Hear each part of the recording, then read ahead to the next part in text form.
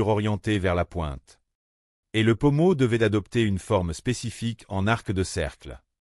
Ni Paul ni Cody n'avaient jamais forgé une arme d'une telle envergure par le passé. Et la perspective de devoir creuser 12 gouttières régulières représentait un défi technique de haute voltige.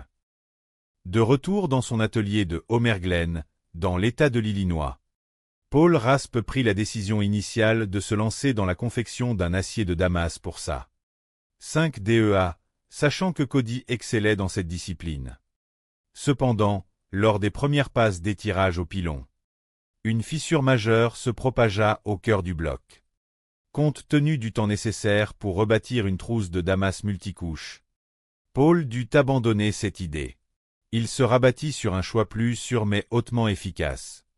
Une épaisse plaque d'acier monocouche de nuance 80 CRV2.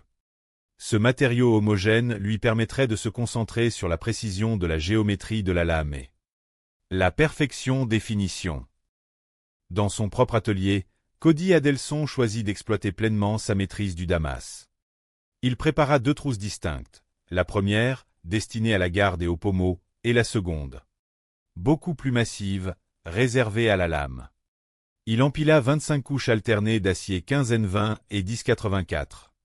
Après avoir soudé le bloc à la forge, il procéda à une torsion à chaud du métal pour obtenir un motif torsadé complexe avant d'étirer la lame sur sa pleine longueur. À la fin de la première journée de travail, les 2 finalistes avaient validé leurs ébauches brutes de forge. Le deuxième jour fut consacré au meulage des profils et au creusage des fameuses gouttières. Pour Paul, l'utilisation d'un acier monocouche droit lui permettait d'obtenir une lame rectiligne et d'une grande rigidité. Cody, quant à lui, dut faire preuve d'une vigilance extrême lors de la découpe des cannelures à la meuleuse d'angle. Un geste trop profond pouvait traverser la lame ou créer une zone de faiblesse critique qui briserait l'épée lors des tests de résistance. Il parvint à aligner ses 6 gouttières de chaque côté avec une régularité remarquable. L'étape du traitement thermique de la lame de Cody mit ses nerfs à rude épreuve. Son four de traitement ne mesurant que 29 cm de profondeur alors que sa lame atteignait 32, il dut laisser la porte du four entr'ouverte, colmatant l'ouverture avec de la fibre de verre pour contenir la chaleur. Lors de la montée en température, il constata des fuites thermiques importantes qui menaçaient d'empêcher l'acier d'atteindre son point d'austénitisation. En ajoutant une couche supplémentaire de couverture isolante autour des interstices, il parvint enfin à stabiliser la chaleur et à procéder à une trempe à l'huile réussie, sans déformation ni fissure. Les 2 derniers jours furent consacrés aux poignées et aux finitions de surface. Paul Raspe décida d'intégrer un clin d'œil technique à sa première manche en utilisant un assemblage de roulement à billes pour agrémenter sa garde en acier de Damas, offrant un contraste visuel saisissant avec sa lame en acier propre. Il veilla à respecter scrupuleusement la largeur traditionnelle de 5 doigts à la base de la lame, pour garantir l'authenticité historique de sa réplique. Cody peaufina les moulures de son Damas multicouche, révélant les motifs ondoyants de l'acier après un bain d'acide de gravure, avant d'ajuster une poignée ergonomique parfaitement polie. Chapitre 8e, le verdict de la 5 DEA. Les 4 jours écoulés, les 2 finalistes retournèrent sur le plateau officiel pour présenter leur chef-d'œuvre. L'épée de Paul Raspe affichait une ligne agressive, montée sur une soie traversante solide avec une poignée ornée de détails en acier de Damas. La 5 DEA de Cody se distinguait par la richesse esthétique de ses 155 couches des métal gravés, combinées à un insert central en acier durci et une poignée aux finitions irréprochables. Le premier test évalua la capacité de létalité des armes sur des carcasses de viande recouvertes d'une peau épaisse et de poils d'animaux. L'expert saisit la 5 DEA de Paul. Malgré le poids prononcé vers l'avant de la lame, la poignée offrait une excellente préhension, permettant de guider l'arme avec précision. Les trajectoires de coupe furent franches et les impacts pénétrèrent profondément dans la matière, sans subir de dommages. L'épée de Cody offrit une maniabilité encore supérieure. Son équilibre parfait permettant une manipulation aisée d'une seule main. Le tranchant rasoir de son Damas réalisa des incisions nettes et profondes. L'épreuve de résistance consista à frapper des pots en argile disposés en ligne afin de mesurer la solidité du fil et l'absence de jeu dans la poignée après des chocs violents. Paul ouvrit la marche. Son épée traversa les récipients en terre cuite dans un éclatement de débris, sans que la structure de la poignée ne montre le moindre signe de relâchement. L'arme de Cody se montra tout aussi robuste. L'acier trempé absorbant les impacts répétés sans aucune ébréchure ni déformation du fil. Le test final sur un mannequin de gel balistique confirma l'efficacité redoutable des deux armes. Les estocs et les tailles de Paul raspouvrirent de larges entailles dans la structure synthétique. Les mouvements de Cody se révélèrent particulièrement fluides. Son épée tranchant si profondément que le support du mannequin fut déstabilisé. Les coupes fines et régulières témoignèrent d'un affûtage géométrique parfait. Après une ultime délibération, le jury rendit sa sentence finale.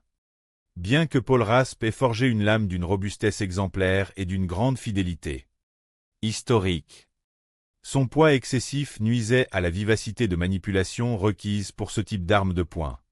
Cody Adelson fut sacré champion, remportant le titre et le chèque de $10 000 grâce à l'équilibre supérieur et à la réalisation technique parfaite de son acier de Damas. Paul accepta la défaite avec les honneurs, se déclarant ravi de cette expérience unique qui enrichissait son parcours d'artisan. Chapitre 9e. Le tournoi de la bagarre de couteau. Une nouvelle session s'ouvrit sous les auspices d'un défi inédit intitulé la bagarre de couteau. 4 nouveaux forgerons amateurs firent leur entrée dans l'atelier, transportant les lames qu'ils avaient confectionnées chez eux selon leurs propres inspirations. Le concept de cette manche initiale était particulièrement stressant. Les armes seraient évaluées immédiatement, et l'un des participants serait éliminé avant même d'avoir pu allumer le moindre foyer dans les Installations Offer Seals. Le premier candidat était Bill Peace, un artisan originaire de l'État de l'Ohio, pratiquant la forge amateur depuis 4 ans. Sa compagne le soutenait dans cette démarche, bien qu'elle se décrive avec humour comme une victime collatérale de cette passion dévorant tant. Bill consacrait ses heures de loisir à s'entraîner pour l'émission. Pour cette occasion, Bill avait réalisé une pièce unique qu'il appelait son cimeterre de poche. Une lame en acier de Damas de 160 couches dotée de mitre en laiton poli. À ses côtés se trouvait Rhys, le plus jeune de la sélection du haut de ses 18 ans. C'était à l'âge de 15 ans, en découvrant une vidéo de démonstration sur Internet, qu'il s'était pris de passion pour le traitement thermique des métaux, commençant la pratique dès le lendemain en autodidacte complet. Rhys affichait une fierté légitime d'avoir tout appris par ses propres moyens. Il avait forgé une machette robuste à partir d'un ancien ressort à lame d'automobile, supposant qu'il s'agissait d'un acier de nuance 5160. Thomas Franklin, 34 ans, forgeait depuis 3 ans. Passionné de gastronomie et d'art culinaire, il s'était naturellement orienté vers la fabrication de couteaux de cuisine à la demande de son épouse. Sa lame était forgée dans un acier à haute teneur en carbone de nuance 1070, agrémenté d'une poignée dotée de rivets et d'un pommeau en maillechort, un alliage de cuivre, de nickel et de zinc. La 4e participante était Carrie O'Connor, 45 ans. Enseignante de sport de combat et forgeronne amateur depuis 4 ans. Elle comptait s'appuyer sur sa maîtrise de la gestion mentale acquise dans les arts martiaux pour surmonter le stress de la compétition. Elle avait façonné un kinjal géorgien traditionnel en acier 52 cents, monté sur une poignée en bois de séquoia avec une finition brute de forge volontairement rustique.